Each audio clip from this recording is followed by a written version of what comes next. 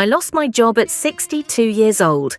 After 3 decades of loyal service, they let me go without warning. I went to my daughter for help, but she refused, saying her new boyfriend didn't want anyone disrupting their space. In desperation, I reached out to a woman I hadn't spoken to in 35 years. When she answered the phone, she said just 4 words that changed everything. I never stopped waiting. But before we continue, make sure you're subscribed to the channel and write in the comments where you're watching this video from. We love to know how far our stories travel. My name is Thomas, and at 62, I thought I understood how cruel the world could be. I was wrong. It happened on a Tuesday morning in Denver, Colorado. I'd been working at Henderson Manufacturing for 32 years, starting as a floor worker and working my way up to shift supervisor. I knew every machine in that plant, trained half the people working there, and never called in sick unless I was practically dying. That morning, my manager Jerry called me into his office. He couldn't look me in the eye. "Corporate's cutting costs, Tom. They're eliminating your position. We're letting you go effective immediately, just like that." 32 years reduced to a cardboard box of personal items and a security guard walking me to my car. The severance package was insulting. 6 weeks' pay for 3 decades of work. My pension wouldn't kick in for another 3 years, and my savings were minimal after helping my daughter Lisa through college and her first apartment. I sat in my truck in the parking lot for an hour, unable to process what had just happened.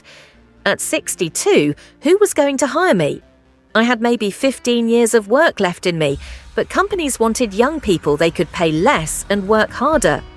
The rent on my small apartment was due in 2 weeks. My truck payment was coming up. I'd been living paycheck to paycheck for years, and now the paychecks had stopped. I called Lisa that afternoon. She lived about 30 minutes away in a nice condo in the suburbs with her new boyfriend Marcus. They'd been together for about 8 months. I'd met him twice.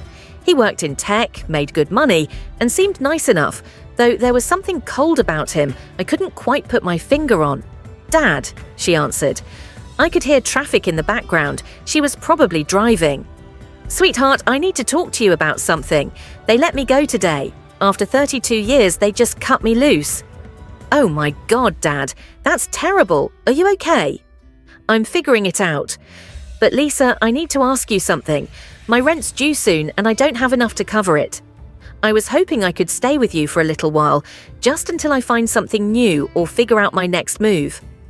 The silence on the other end lasted too long. "Dad, that's really bad timing. Marcus and I are in a good place right now, and we really value our privacy. Having someone else in the condo would just complicate things." The words felt like a punch to the gut. "I'm your father, Lisa. I raised you by myself after your mum left. I worked double shifts to put you through college. I'm not asking for a handout, just a place to stay temporarily." "I know, Dad, and I appreciate everything you did. But Marcus and I talked about this kind of thing early on. We agreed that our space is our space. There are programs that can help you. Senior assistance, unemployment benefits. You should look into those." I sat there in my truck, phone pressed to my ear, unable to believe what I was hearing. "Lisa, I'm 62, not 82. I don't need senior assistance. I need my daughter to help me out for a few weeks." Her voice got sharper. "Don't guilt trip me, Dad. I have my own life now. You can't expect me to drop everything because you lost your job. That's not fair to me or Marcus." "Fair." I repeated the word like it was from a foreign language. "Look, I have to go. I'm pulling into a meeting. I'll call you later, okay? We can figure something out." She hung up before I could respond. I drove around Denver for hours that day, trying to understand how I'd ended up here. A 62-year-old man with no job, no real savings, and a daughter who thought helping her father would inconvenience her boyfriend. That night, in my tiny apartment with the overdue bills piled on the kitchen counter, I found myself going through an old shoebox I kept in my closet. Photos, letters, random mementos from a lifetime ago. At the bottom, I found a letter from Sarah Mitchell, dated 1989. The paper was yellowed, the ink faded, but I could still read every word. She'd written it the week after I told her I was getting married to someone else. I know you're making the choice you think is right, but I want you to know I'll always love you. If you ever need me, no matter how much time has passed, I'll be here. Always, Sarah. Sarah Mitchell, the woman I'd loved when I was 27 and she was 25. We'd been together for 2 years, living in that beautiful space where everything feels possible and forever seems guaranteed. She was an elementary school teacher with a laugh that could light up a room and dreams of having a big family someday. But I got scared. She wanted marriage, children, commitment, and I panicked. I told her I wasn't ready, that I needed more time to figure out my life. She said she'd wait, but then I met Jennifer at a work event. Jennifer was exciting, spontaneous, unpredictable. We got married 6 months after meeting. The marriage lasted 5 years, long enough to have Lisa, but not long enough to make it work. Jennifer left when Lisa was 3, moved to California with a guy she met at her yoga studio, and I never saw her again. She sent child support for about 2 years, then that stopped too. I raised Lisa alone. It was hard, but I thought I'd done a good job. She went to college, got a marketing degree, landed a good job. I was proud of her. Now she couldn't spare a bedroom for her father in his time of need. I stared at Sarah's letter for a long time that night. I'd heard through mutual friends over the years that she'd become a principal at a school in Boulder. She never married. People said she dated here and there, but nothing serious. Some said she was married to her work. Others whispered that she never got over someone from her past. Could that someone have been me? It was crazy to even think about calling her. 35 years had passed. She probably didn't even remember me, or if she did, it was with anger or indifference. Why would a successful woman want to hear from the man who broke her heart 3 decades ago? But at 62, with nowhere else to turn, Crazy started to look a lot like my only option. I found her number online. It wasn't hard. She was listed as the principal of Boulder Elementary. I called the school the next morning, my hands shaking as I dialed. Boulder Elementary, how may I direct your call? I'd like to speak with Sarah Mitchell, please. It's personal. The receptionist put me on hold. Elevator music played for what felt like hours. I almost hung up 5 times. Then her voice came on the line, professional and warm. This is Sarah Mitchell. 35 years fell away in an instant. I knew that voice like I knew my own heartbeat. Sarah, it's Tom Cooper. Silence. Long enough that I thought she'd hung up. Then, quietly, Tom? I know this is out of nowhere. I know I have no right to call you after all this time, but I didn't know who else to turn to. The words spilled out. I told her about losing my job, about my daughter's rejection, about sitting in my apartment wondering how I was going to survive the next month. Where are you? She asked when I finished. Denver. My apartment's near the old factory district. Stay there. I'm coming to you. Sarah, you don't have to do that. I just needed to hear a friendly voice. I don't even know why I called. This was stupid. Tom. Her voice was firm but kind. Give me your address. I'm leaving right now. She arrived 2 hours later, driving a blue Honda that had seen better days. I watched from my window as she parked and got out. She was 60 now, her dark hair streaked with grey, wearing jeans and a simple sweater. But when she looked up at my building, I saw the same woman I'd fallen in love with 35 years ago. I met her at the door. We stood there staring at each other for a long moment. Hi, I finally said. Hi, she replied. Then she hugged me. Not a polite hug or a friendly hug, but the kind of hug that says I've missed you every day for 35 years and I thought I'd never see you again. I started crying. Right there in my doorway, I completely broke down. All the stress, all the fear, all the loneliness came pouring out. She held me through it, stroking my back and making soft, comforting sounds. When I finally pulled away, I tried to apologize. I'm sorry. God, Sarah, I'm so sorry for everything. For calling you, for showing up in your life like this, for what I did 35 years ago.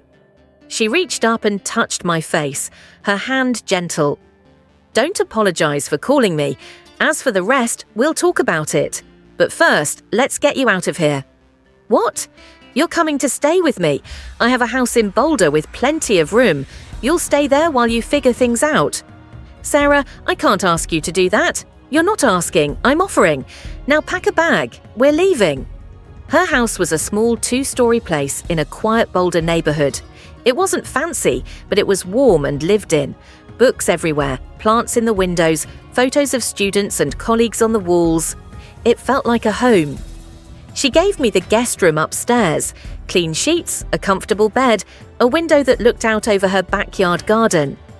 "I don't know how to thank you," I said. She smiled. "Start by not thanking me. You're not a charity case, Tom. You're someone I care about who needs help. That's what people do for each other." Over the next few days, we fell into a routine. She left for work early, and I spent the days looking for jobs and trying to figure out my next steps. I also cleaned her house, fixed things that needed fixing, cooked dinner so it was ready when she got home. One evening, about a week after I'd moved in, we were having dinner at her kitchen table. I'd made spaghetti, nothing fancy, but she ate it like it was a gourmet meal. "This is delicious," she said. "I can't remember the last time someone cooked for me. You never married?" The question came out before I could stop it. She set down her fork and looked at me. "Number? Why not? You're beautiful, smart, successful. I can't believe men weren't lining up." She was quiet for a moment. There were men, good men, but none of them were you. The words hung in the air between us. "Sarah," I said, "I'm so sorry. For what I did back then, for choosing someone else, for being too scared to see what we had." She reached across the table and took my hand. I was angry for a long time, hurt. I threw myself into my work, into my students, into anything that would distract me from missing you. But eventually I realized something. What? That you were always going to be the one, whether we were together or not. I could marry someone else, have a life with someone else, but my heart would always belong to that 27-year-old guy who took me camping and made me laugh and dreamed about opening his own business someday. "I never opened that business," I said quietly. "I spent 32 years working for someone else. That doesn't matter. You raised your daughter alone. You worked hard. You survived. That takes courage." I looked at this woman who had waited 35 years, who had never stopped loving me, who had dropped everything to rescue me when I had nowhere else to turn. "I don't deserve you," I said. "Maybe not," she replied with a small smile, "but you've got me anyway." Living with Sarah was easy in a way that surprised me. We'd been apart for 35 years, but we still fit together like two puzzle pieces that had been waiting to reconnect. She went to work, I looked for jobs. I also took care of her house, which needed more maintenance than she'd been able to keep up with. I fixed the leaky faucet in the bathroom, repaired the fence in the backyard, cleaned out the gutters. It felt good to be useful, to contribute something. In the evenings, we talked about everything. I told her about raising Lisa, about the challenges of being a single father, about the loneliness after Jennifer left. She told me about her career, about the kids she'd taught and the difference she'd tried to make. "Why didn't you ever marry?" I asked one night. Really, there had to be someone. She thought about it. There was one man, James. He was a history teacher at my school, kind, patient, loved kids. He proposed 4 years ago. What happened? I said no. She looked at me. I said no because he wasn't you, and I was tired of pretending that would ever be enough. 4 years ago, I was still working at the plant, still living my small life, completely unaware that the woman I'd loved at 27 had turned down a proposal because of me. "I'm an idiot," I said. "Yes," she agreed, "but you're my idiot." We started holding hands when we walked, small touches when we passed each other in the kitchen, sitting closer together on the couch in the evenings. It felt natural, like we were picking up where we'd left off 35 years ago. One night, about a month after I'd moved in, she was reading on the couch and I was watching TV. She set her book down and looked at me. "Tom, can I ask you something? Anything? Why did you really marry Jennifer?" I turned off the TV and faced her. I was scared. You wanted everything marriage, kids, a real life together, and I panicked. I thought I wasn't ready. I thought I needed more time. Jennifer didn't want any of that. She just wanted fun, no pressure, no expectations. It felt easier. And was it? Number. I laughed bitterly. It was a disaster. We were wrong for each other from the start. By the time I realized I'd made a mistake, Lisa was on the way, and then Jennifer was gone, and I spent the next 20 years just trying to survive. Sarah was quiet for a moment. "Do you wish you'd made a different choice?" "Every single day." She came over and sat next to me, close enough that I could smell her shampoo. "Tom, I'm going to ask you something, and I want you to think about it carefully before you answer." "Okay, what if we tried again? What if we gave us a real chance?" I looked at her, this woman who had never stopped loving me, who had waited 35 years for me to come back. "Sarah, I'm 62, I'm unemployed, I have nothing to offer you." She took my face in her hands. "You have you, that's all I've ever wanted." I kissed her. After 35 years, I kissed Sarah Mitchell again, and it was like coming home. 3 months later, I still hadn't found a job. The market was tough for someone my age, but I'd started doing handyman work around the neighborhood, small jobs, fixing things, helping people. It didn't pay much, but it was something. Sarah never made me feel like a burden. She'd come home from work and her face would light up when she saw me. We'd have dinner together, talk about our days, watch TV or read. On weekends, we'd go hiking or visit museums or just stay home and work in her garden. I was happier than I'd been in decades. Then Lisa called, "Dad, we need to talk." Her voice had that tone, the one that meant she wanted something.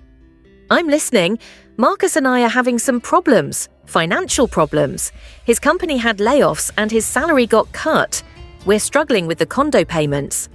I waited, saying nothing. I was hoping you could help us out. Just a loan, a few $1,000s to get us through. I felt Sarah's hand on my shoulder. She'd come into the room and was standing behind me, listening. "Lisa, I don't have a few $1,000s. I'm doing handyman work to make ends meet, but you're living rent-free. You must have savings. I'm living with someone who was kind enough to take me in when you refused, and no, I don't have savings. I spent my savings helping you through college, remember?" Silence on the other end. "I'm your daughter," she finally said, "and you're my daughter who told me to look into senior assistants when I needed help. Who said your boyfriend's comfort was more important than your father having a place to sleep?" "Dad, that's not fair, isn't it?